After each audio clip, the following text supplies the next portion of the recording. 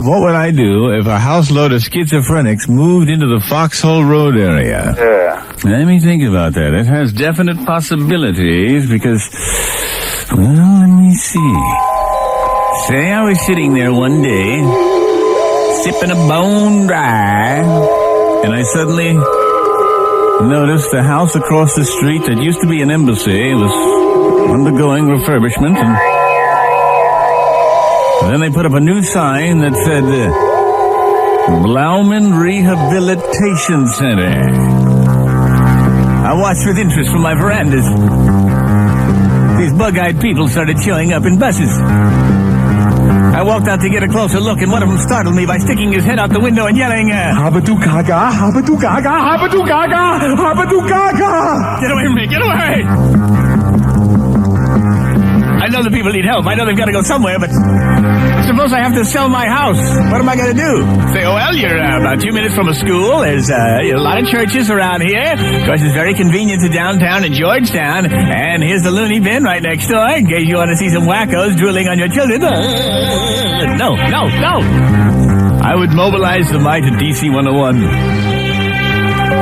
See, what I would do is I'd set up my speakers outside the window, the dormitory where the people are, where the schizos are. And then I'd use all my equipment to say things like,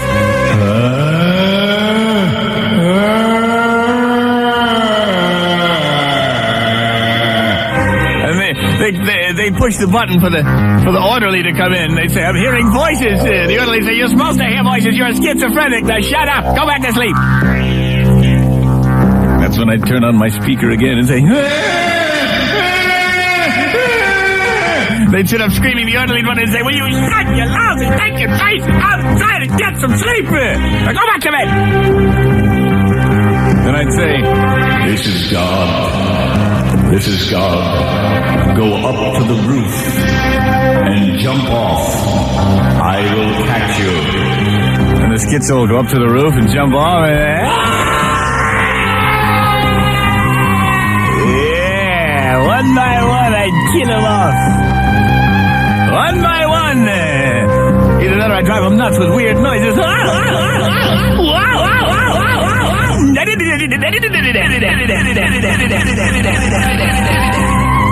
This is God, Melvin.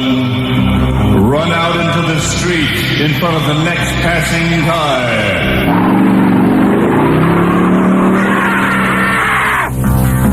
Until one by one, they'd have to close the school down because there wouldn't be any of them left. Every day I'd be out there. I can just see it.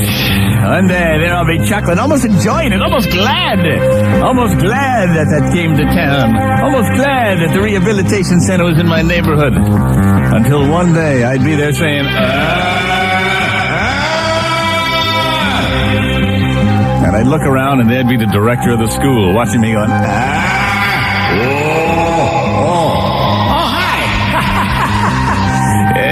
he'd say, give me that thing. And I'd say, I'm sorry, it was just a little joke. I'm sorry, I was just testing some new equipment. In the morning, I am going to bring charges. You hear me? I'm going to bring charges for harassment for this school. So you're the one that's behind all these suicidal attacks. So you're the one. Well, let me tell you something. You are going to hear from my attorneys. And as he stormed off in a hush, I'd make one last transmission on my equipment. One last transmission to the wackos deep inside that place. Yeah, buddy. A transmission that would involve the director.